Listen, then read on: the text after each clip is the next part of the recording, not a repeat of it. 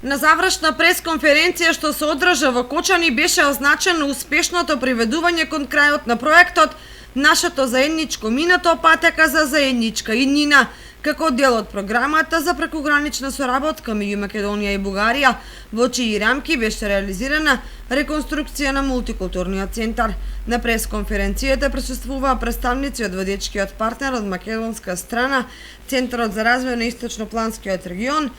и од општина Гоце Делчев од бугарска страна, која се јавува како втор проектен партнер. Благодарност од името на граѓаните на бугарската општина за реализираните проекти во двата града искажаа представниците од локалната самоуправа, а од Центарот за развој на Источнопланскиот регион нагласија дека реконструкцијата на мултикултурниот центар е еден од најуспешните проекти што се реализирани. На завршната пресконференција беше кажано дека проектот Наша заедничко минато патека за заедничка иднина е финансиран од Европската унија во рамки на вториот повик на Интерек ИПА програмата за прекугранична соработка помеѓу Бугарија и Македонија. Средствата кои што ги имаше на располагање Центарот за развој на Источнопланскиот регион беа во висина од 315.825 евра, од кои општина Кочани учествуваше со 65.000 евра.